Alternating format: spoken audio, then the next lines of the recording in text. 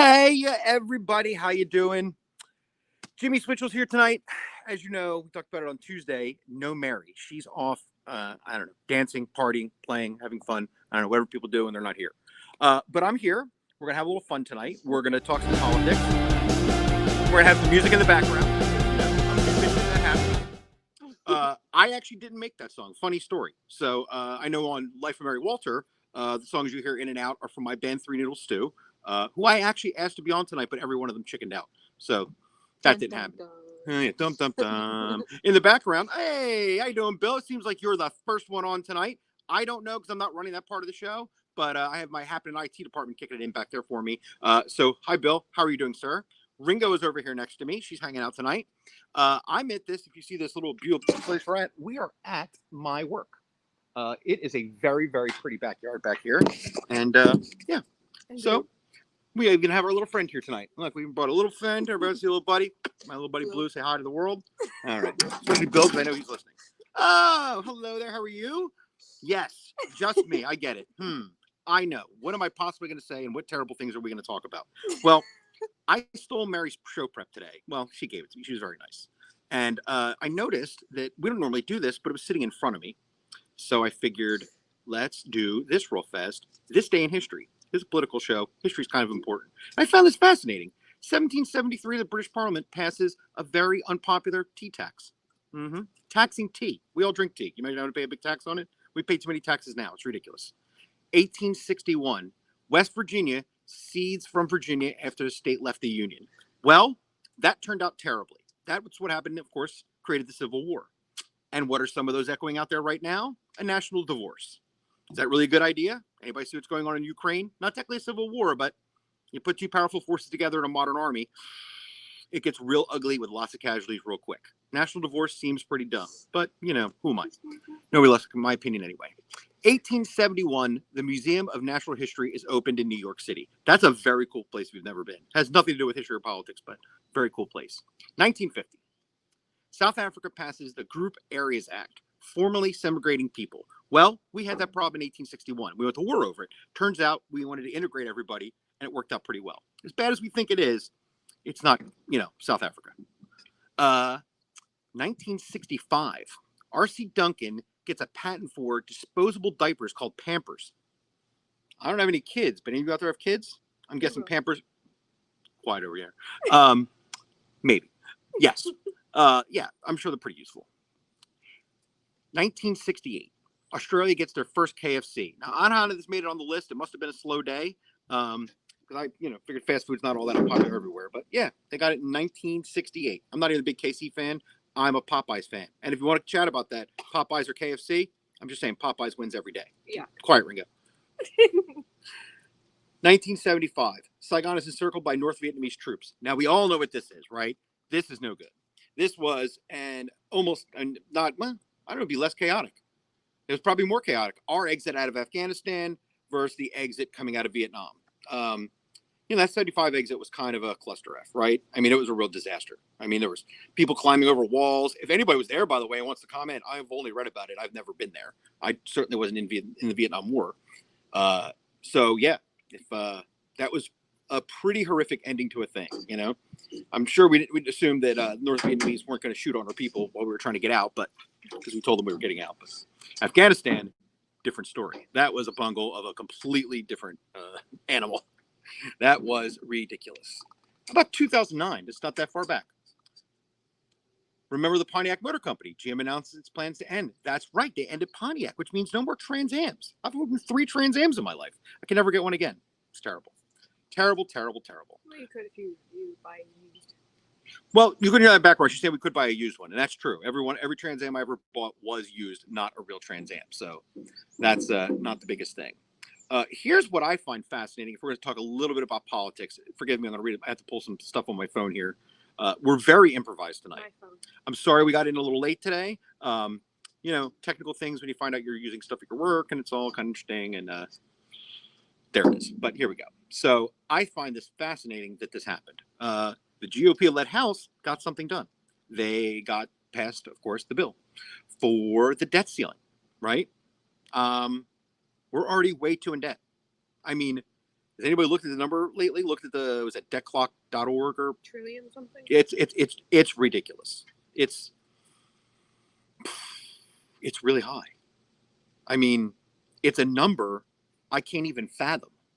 And if what is it? A million seconds is 11 days, 11 hours, and a billion seconds is 33 days. So a trillion is some number we probably can't comprehend, right? And they're talking about trillions of dollars in debt. I am not a finance person at all.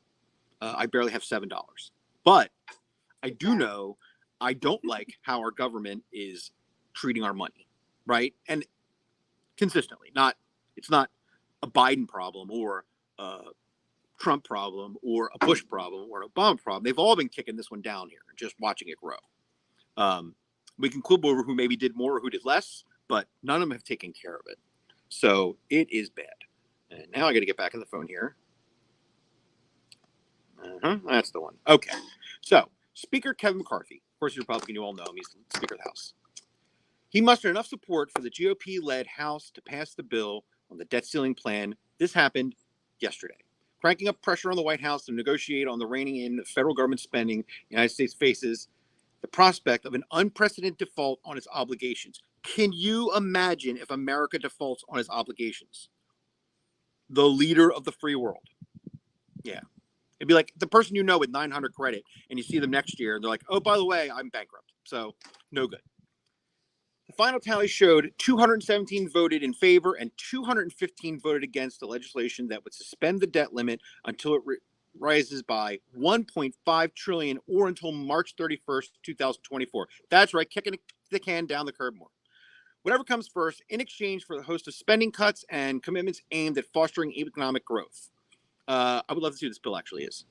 In addition to most Democrats, 4 Republicans opposed the bill. Representative Matt Gaetz of Florida, Andy Biggs of Arizona, Tim Burchett of Tennessee, and Ken Buck of Colorado. The other 3 members did not vote. So House Republicans just passed the only bill in Washington that lifts the debt limit, ends wasteful Washington spending, and puts America back on the right economic path. That's what McCarthy said to the press during the press conference.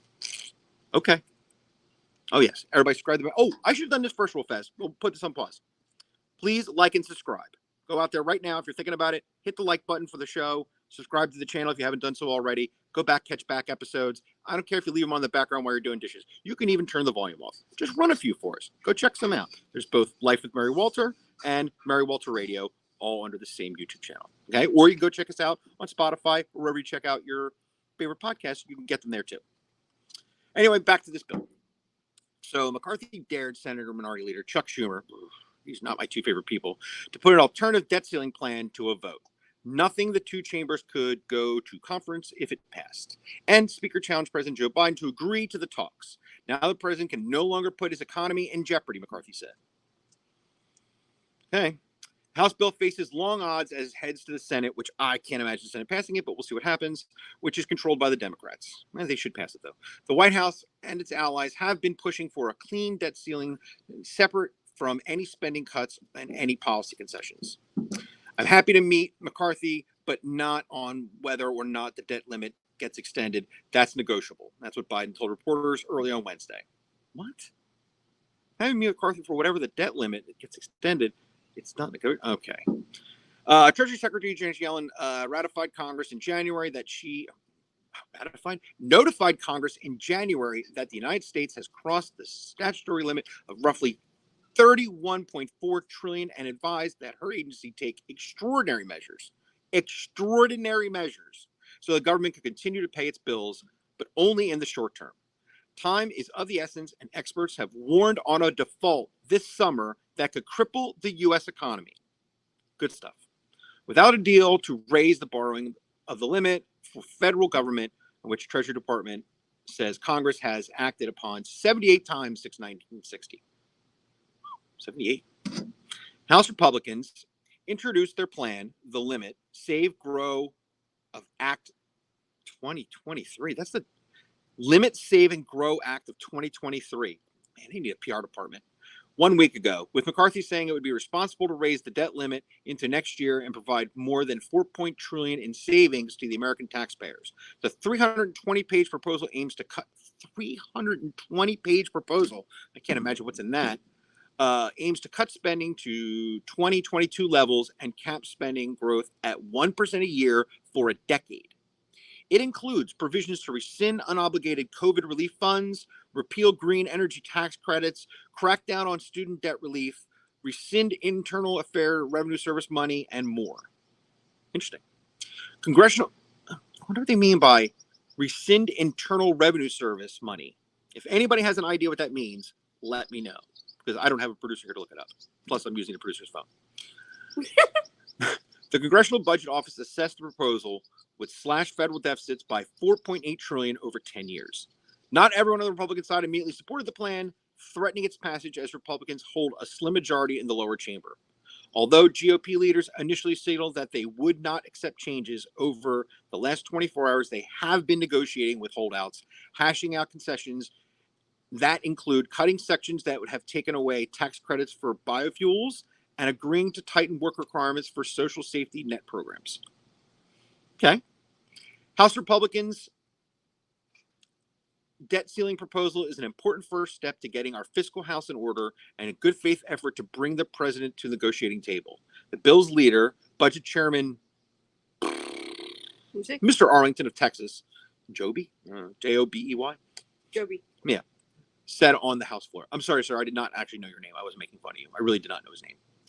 Brendan Boyle, the ranking member on the Budget Committee, spoke on the House floor, sharing the views of Democrats that Republican plan will hurt the economy.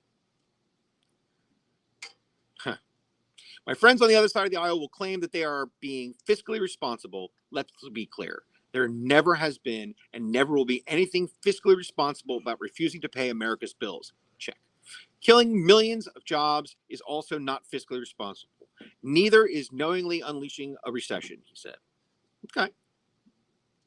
So that's the gist on the debt ceiling. I don't know if IT had any comments from anybody or if nobody's commenting, but that's what we have here.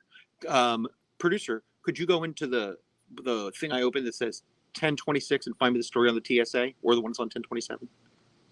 We're going to get into about a TSA thing, but if you have any comments on the debt ceiling, great. Let me know.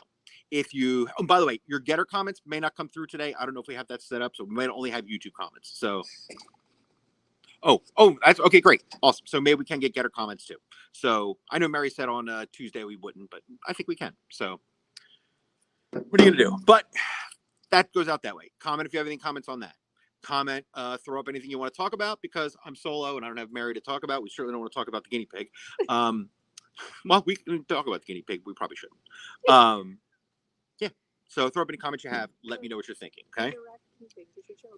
More importantly, the TSA is flagged. May have. I do speak English and have worked in radio. Isn't it amazing? TSA may have flagged you as a domestic terrorist.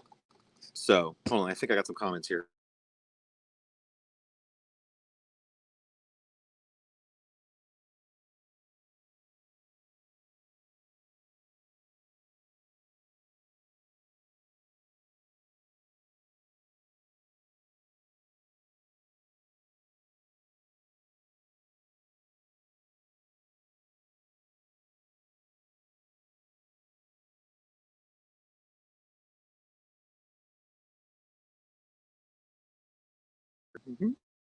Okay, here we are.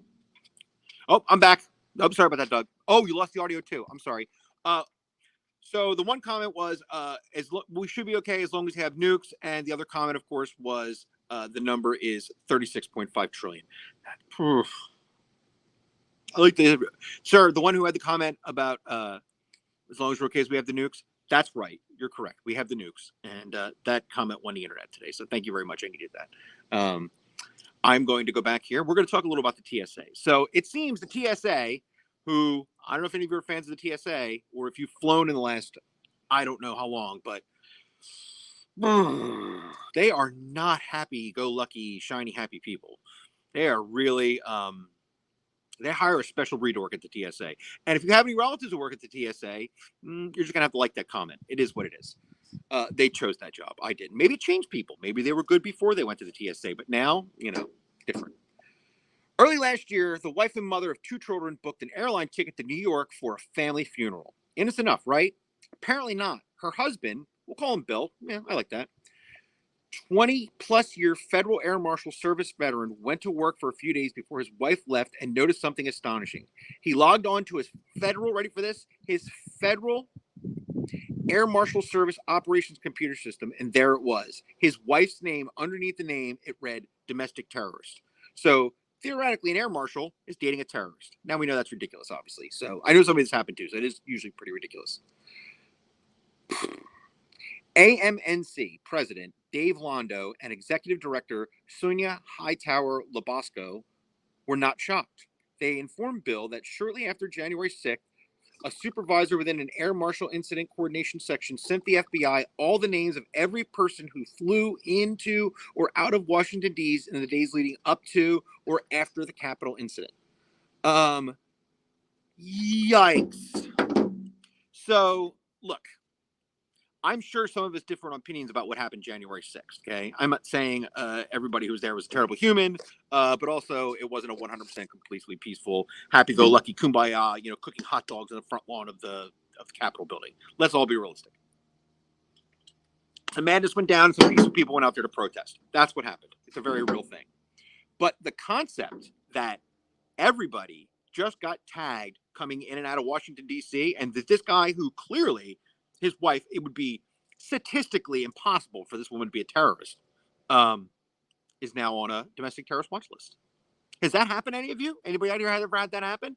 That happened to my buddy Dave. He's a bass player I know, and he's from around here. I should say around here. We live in New Jersey, and I live in South Jersey, and he's from the South Jersey area, and he now lives somewhere else. And yeah, he one day got out himself on a domestic terrorist watch list. Yeah, so I don't know. Look, I want to catch terrorists as much as the next person, okay? And I certainly, if you were doing anything violent in the Capitol, think you should go to jail. But, if you're just standing on the front lawn or maybe you just flew into D.C., they should probably not pay attention to you. I don't really think they're who you're looking for. At the very least, they should destroy your air travel. Am I right? I mean, I don't know. It's ridiculous, right? We're giving too much power to agencies. I'm a bleeding heart libertarian, so I'm big on social issues, but in the end, I kind of want the government out of my life, and out of our pocket. It all sounds really good. It's not happening, but it sounds really good. It's my favorite thing. Stay out of our pocket. All right. So I'm going to brief something for somebody. I'll give you a little preview that we're hoping to have on at some point. But I'm going to preview what this could be about. Okay. And this hits another bone that I love. I'm a musician. And I don't know if anybody out there is a Beatles fan. Statistically, many of you are. This is crazy. I actually know I was too young to understand what happened when John Lennon was shot, but my friends who were older, it's sort of like when Kennedy got shot. It's one of those moments where everybody remembers where they were. When my buddy was in the mall, he absolutely remembers hearing it come out, like people just coming out and going, "They killed John Lennon! They killed John Lennon!" And he's just, he said he bawled his eyes out in the middle of the mall. So, if you're a Beatles fan, it's probably pretty traumatic. So, I'm a giant Beatles fan. Always have been. In fact, I even have all the remasters in both mono and stereo because it's important to listen to the albums in mono that were mono. I don't want to get too geeky here. A couple of you know what I mean, though. Was there a second shooter in the killing of John Lennon? Now, off the cuff here, I'm going to go back and watch the documentary, and I think you people should too. Well, when it comes out, I haven't watched it yet. Conceptually, the minute I heard that, I got into the another conspiracy theory. Really, another one. There's so many conspiracy theories flowing out, and it's not that I don't think conspiracies exist. I just find it hard to believe that we know about them. Right? Mark David Chapman might be innocent in the murder of John Lennon, according to a British author and TV producer who has an upcoming documentary and book online on how the second shooter might have killed the iconic singer. Chapman may have been brainwashed by the CIA to serve as a patsy, according to David Whelan, who spent 3 years investigating what he called astonishing inconsistencies in the official narrative of Lenin's 1980 slang, as well as some weird coincidences. Now, I never knew there was anything remotely that right there is what piqued my curiosity, because I thought I followed this in my life. I can't believe that I didn't know, because usually when I don't believe it, I know that there's a conspiracy floating out there. I've never heard of this. This has never come up. I didn't even know there were inconsistencies. I thought it was clear cut and boom. Guy admitted it. John's dead. People, I saw the documentary about the policeman that was in the ambulance to talk to him. I mean, I've watched a lot about John Lennon's death, even from the end of finding out that this is like a side question here for anybody who's a big Beatles fan. Do you think if Lennon had lived, would they have reunited? My thoughts on that are that him and Paul had just recently really rekindled their friendship. They did that stunt with Saturday Night Live, or we were going to do that stunt with. They didn't do it. They were going to do a stunt with Saturday Night Live, and they had been actually hanging out with each other, talking. Paul says like the last conversation we had was one of the best he had ever had with him. If anything, who would have held it up might have been George not wanting to work with Paul, but I think by 80, 81, 82, they'd have worked all that out. I know they turned down some pretty good money. Ringo says they turned down, what was it, 5 million each, something like that, or 25 million, some big number like that, to do 20 minutes. And they were like, nah. Which also shows you they apparently had a lot of money or weren't incredibly money motivated. But back to John Lennon. So John Lennon did have some troubles with the American government, right? The FBI admitted to watching him in the 70s. I don't know why the CIA would have him killed, but does anybody believe this conspiracy concept? I mean, just on its face. I mean, or do you know anything about it? If you do, comment. Let me know. I'm going to watch it. I have to watch the video. There's no way around it. But the thought of this being bigger than just some psycho who didn't understand that Paul wrote Helter Skelter and, shot John Lennon. I hope it's nothing more. I hope the guy is wrong, because to find out that there's a major conspiracy involving my government, which, by the way, hasn't our government always been a little shady? I mean, aren't these kind of crazy conspiracies going back pretty far? I don't want to find out there's one more that involves a beetle. I just don't. I just don't want to find out there's one more that involves a beetle. It's not fair, And if they did, I don't know what I'm really going to do about it. Probably nothing. Just be sad. But what do you do? What are you going to do? I don't know. Again, before we go, we're not going yet, but I'm just saying I should do this one more time. Like and subscribe, right? If you forgot, or if you just tuned in, hit the like show right now, and then hit the little subscribe button. You can turn on the little bell for notifications. That's all really important. All right. This is kind of political. This probably could have gone either way for either show, but I like the story, and maybe you're going to want to comment on it. While we, again, may not all agree on what's going on in our schools, we probably all can agree that it's different than how it used to be, right? So there's probably a peak time in there where schools were really good. Like, I like to think when I went in, there was a nice balance in schools of, the kids having some well-rounded stuff you learned in schools. Oh, it's kind of nonsense. But you get my point. Like, there was a curriculum that made some sense, and at the same time, teachers had power, right? And teachers you respected. There's no possible way if it wouldn't matter what a teacher did, that my parents would just ask, what did I do to deserve that? Right? They were never going to side with the teacher. Mine would too. Yeah, right. Ringo's mom is a teacher. My dad and mom are both teachers. My mom was a substitute teacher, and she taught voice, and my dad taught music in schools and taught multiple instruments. I even teach drums, so it runs in the family. But it's different. Back then, the teachers taught and the students learned. And every once or twice a year, some dum-dum mouthed off to a teacher and then got suspended. He didn't win an award, and he certainly didn't get praise from anybody out there, right? Everybody thought this idiot was the craziest person in the world, mouthing off to a teacher like that. It seemed insane. We weren't adults, and they were. And not just were they adults, they were teachers. There was just some hint of respect. Even the teachers I didn't like, the worst teachers I've ever had, the worst ones, there's no way I would have mouthed off to them. I just wouldn't have. I've been too scared of what my family was going to do. And that's the biggest difference, I think. Forget what everybody else is worried about, critical race theory. Forget all that nonsense. None of that matters to me. What matters to me more is the dynamic now between the families and the students and the teachers and the staff, right? It's become incredibly adversarial, right? That's the first thing I think we have to stop in our schools is this crazy adversarial nature it's gotten to, right? We can quibble over the curriculum, but the general attitude is just so poor, just poor. If you talk to young people in schools, they sort of have Arrogance. an arrogance. Thank you, Ringo. An arrogance. It's exactly it. So, schools axing homework, axing. Okay, I like that. Oh, right, axing homework and deadlines because of equity under the philosophy of equitable grading. Am I saying that right? Equitable grading, right? Thank you. Yes. Yes, I thought I was wrong. It's bizarre. Students are given more chances to show they have mastered a subject, a practice that downplays the importance of homework and eschews deadlines in an attempt to give kids who struggle with hardships at home more opportunities to learn the material, according to the WSJ. Schools in California, Nevada, and Connecticut are moving to implement equitable grading, though opponents of the system, many teachers and students say it disincentives students and leads to a lack of accountability. And I couldn't agree with that more. If you got an F, or my school, by the way, I went to high school in Cherry Hill, an E. We didn't have Fs. We had E's. Maybe that was the beginning of some sort of like coddling, but we just had A through E. So what's that? 3 states so far moving toward it: California, Nevada, and Connecticut. Is Nevada also a blue state? I don't know. I don't think kids that are behind need to have higher grades.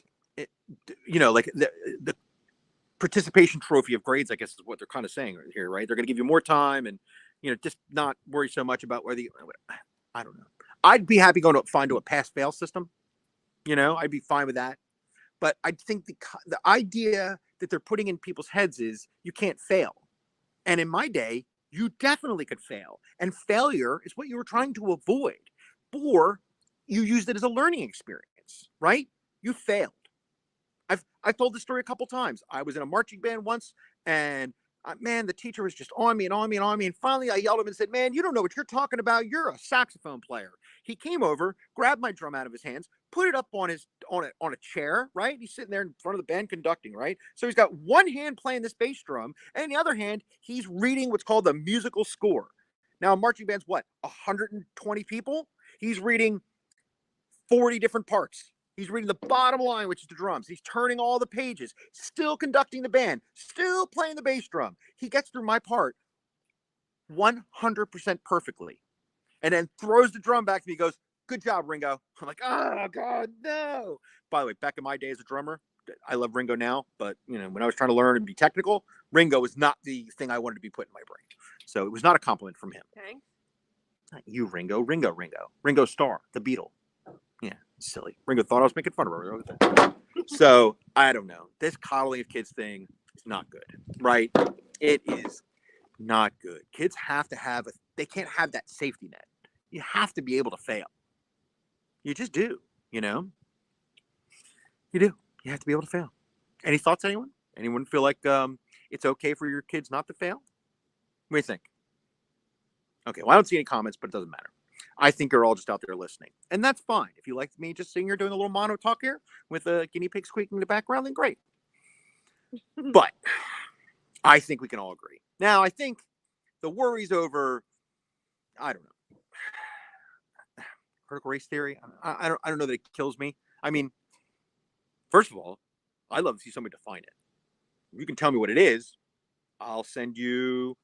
If you can give me in a comment what critical race theory is, then I will send you a $25 gift card to the Lucky Snake Arcade in Atlantic City. So it's probably not good for the Jersey and Pennsylvania people, but hey, what the heck? You want to give it a shot? Go ahead. Throw up a comment there. You explain to me what critical race theory is. I had this debate with somebody else, and they were like, "It's terrible." And I'm like, "Okay, well, so what don't you like about it?" And he went, "But I'm not saying it's great, but I think if you don't like something, you shouldn't just, we should use this as a recipe for life, by the way." I learned this from an old host I used to deal with back when I worked on a radio station called WOND, right? And he is very far right, right? So let's just start there. So from that perspective. But he would hang up on callers from the right, too, if they just started chiming in with talking points. That would make him really annoyed. And I agree with that. Just running down talking points from your side and going, well, that's what, I don't know, that's what I heard on Fox, or that's what I heard on NBC, is probably what's destroying our country.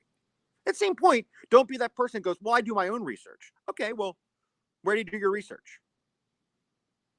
Crickets. Crickets. Really go watch some people that aren't Fox, Newsmax, OAN, NBC, MSNBC.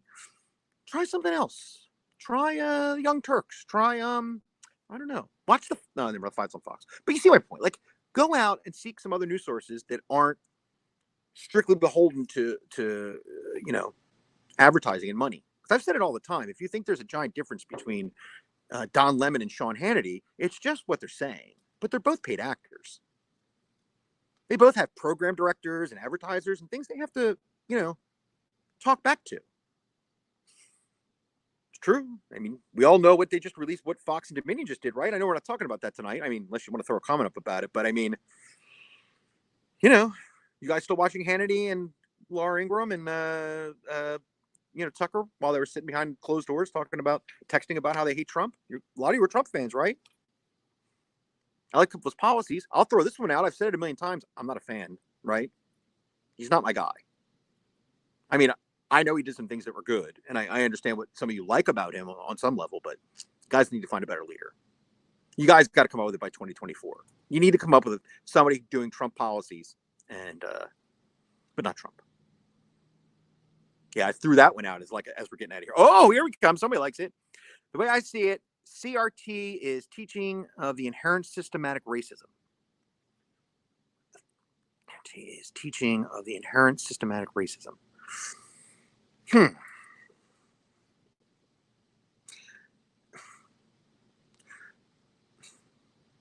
That's a tough one because I do think from everything I've read about it, it is updating. They feel, and again, I'm not a student in school and I've never taken a critical race theory class with it. So I don't, I can't tell you that. But from what I'm told, the gist of it is bringing up all the stuff in history that they forgot. Right? Like, we never talked in school about Juneteenth. That was a pretty big holiday. That never came up in any of my history books. Maybe if it wasn't called critical race theory and it was more called, like, I don't know, fixing history, we'd be all about it. And that certainly wasn't about taking down statues or, destroying history, but I certainly want to know what happened, right? I've talked a lot about a guy named, by the way, Lewis, that's very good. Lewis, here's what I can do. Write this email down. You ready? switchradio3@gmail.com. I'll say it one more time. SWITCHRADIO, the number 3@gmail.com. I'm sorry, that's number 3. I can't, now let's go middle finger. Doesn't matter. Switchradio3@gmail.com. Send me your info, Lewis, and I will send you out a gift card. All right, buddy? Okay. I'm currently in a school that has critical race theory as research for PhD students. Oh, very interesting, man. That's very cool. You win. You're the taker, my friend. So you got it. Thank you for commenting. I appreciate your comment. Yeah. I can't tell you if it goes too far. I would love to know the answer to that question. See, I'm going to admit that I haven't done my own research. I haven't gone out there and strictly said, I've heard lots of debates about it. Lots of debates about it, but I don't have any real answers.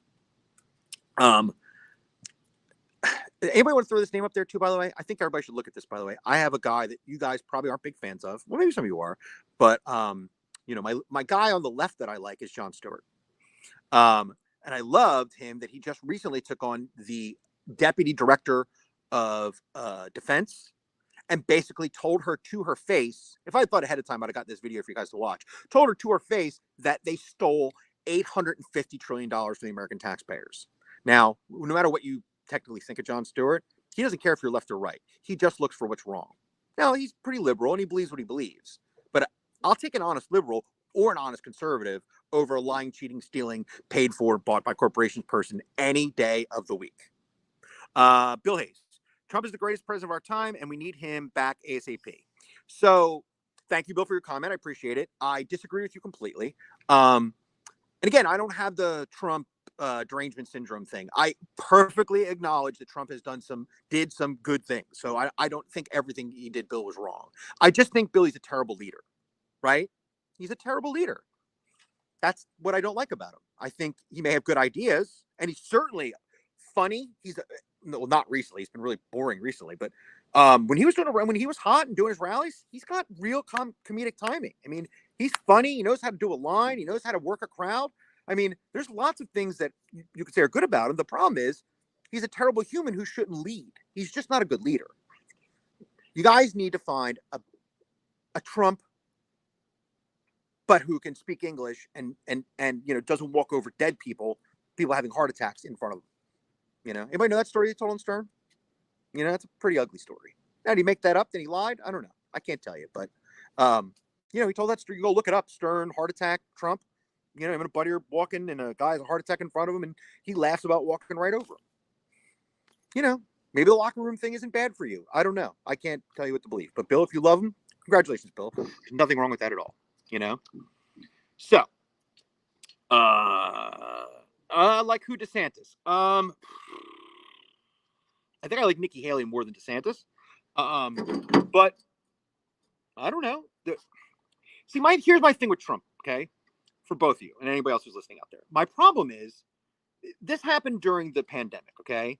When he was up there talking, I didn't have that thing in my body that I got from Reagan or Obama or any politician who knows how to talk to the country and make them feel like they're going to figure this out.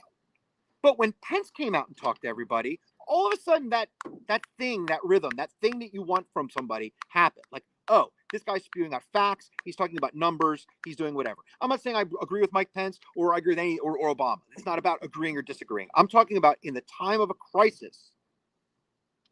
How are you going to handle a crisis? I don't believe Trump can handle a crisis. I think Trump understands the economy. And I understand we need that back. That's not wrong. Our economy is a disaster right now. So I'm not in disagreement about that. I'm not a Biden fan. I'm not sitting here going, man, I wish that we could get Biden again for another year. I'm just annoyed that I think our chances again are only going to be Biden or Trump, which makes me want to vote for the chimpanzee that's running down the street. So, or blue. Yeah, or blue, or whoever runs in the Libertarian Party. So, but, Lewis, if you want to throw up, do you like DeSantis? I mean, let's say Trump. Let's just go for imagine. Let's just imagine Trump decides he's not running in 2024. Who do you guys like as a Republican on that ticket? Do you think is going to help the country? Haley has bad judgment too. She wants to bring Disney to South Carolina. I don't think it matters that Disney's woke, Lewis. It's the same thing that happened with Budweiser, right? I don't know why anybody cares. These companies are just marketing. They're just trying to make money. They're making money. They're just making money. They're corporations. They want to make money. This is what they've always done. They pander to whoever's going to make them the most money. It's not that they don't like Republicans anymore in Budweiser. They just think they can tap a new audience. They think they're doing this for attention. Yeah. Thank you, Ringo. Also, they're doing it for attention. I don't know that I understand how all this can go really bad, but I think the problem in what was going on during Trump is everybody suddenly was seeing white nationalism and Nazis everywhere, right? And we turned the word into meaning nothing. Now, I'm not saying they're not white nationalists or KKK. I oddly knew a guy who was in the KKK. Oh, yeah, he got my phone number and everything during the election. It was very scary. But that's not the point. He was a psycho. That's not the point. These people exist, right? But it's also on the left. You have this weird, amorphous, sort of whacked out thought of there's some like giant thing of radical left people that just want everybody in the world to be trans and all the Republicans can just, that's such a small percentage. There's just these very loud, tiny groups that are just real loud. Most of us really want the same things, right? Clean, safe streets and well lit, right? You don't want potholes. You don't want to be stabbed. You want to make sure you can see where you're going. We all agree on so many normal things. It's the media people, and I'm in the media, who are making you believe that it's so much worse than it is. It isn't. I don't know anybody on the left at all who thinks half the things that are going on that the Republicans think are going on, that believe that. He thinks Dan's a great leader and he could be the best choice aside Trump. The thing with Trump is he is the apex of he's an apex man. Oh, come on. Which is entertaining. Yeah, I get you, Lewis. No, I get you, man. I understand. I don't doubt he's an amazing showman. I feel like when you're talking about he's the apex man, but I don't think he's overly manly. I don't really come up with. When I think of like strong leader, I just don't think of Trump. I think it's scary. I think the world was scared of Trump. Mary says that all the time. Like stuff didn't happen because people were worried about Trump, and I agree with you. I think a lot of people were worried, like, what's this guy going to do? And maybe a hint of that is good. And I think you're right. I think your best choice could be DeSantis. He has the same thing. The funny thing is, those two seem to hate each other all of a sudden, which is fascinating. But I don't know. I think you'd be right, Lewis. I think if Trump bows out, it'll probably be DeSantis. So, all right, everybody. I am not. Comment on Getter, and he got him up there. Doug, you're the best, sir. Said they had thousands and thousands of people to round up, and it'll take years. I forget what that's in reference to. Round up, it'll take years. Producer, do you have anything with that? Where we're coming from that? Where? What was the Radio said they had thousands and thousands of people to round up. It'll take years. Oh, are we going back to the TSA thing, the domestic terrorist thing? If we are, that's scary. I mean, I do look. Yeah, that's the radio. The FBI is has notoriously been pretty shady, right? I'm not for defunding the FBI, but I do think some good leadership could be there, you know. But you know, there's lots of black sort of things the government does all the time. Problem is now they're just too open about it. You know, maybe that's the problem. They're just too open about how shady they are. All right, everybody. Thank you very much, everybody. Again, Lewis, please send me your information, switchradio3@gmail.com. If anybody else wants to send me an email, tell me how terrible I was or how awesome I was, feel free. You can happily tell me all those things. I'm a big boy and can definitely take it. I really appreciate Mary letting me do this. This was loads of fun hanging out with you guys for a night in this beautiful goodbye. Everybody say goodbye to my little buddy, Blue. Say goodbye, Blue. He's a great little guy. Ringo's over here on the left. She says goodbye to everybody. Thank you, IT. You're really good. Mary, I hope you're out there having a good time. And again, like and subscribe. Follow Mary at Mary Waddle. At Mary Waddle? Oh, that's terrible.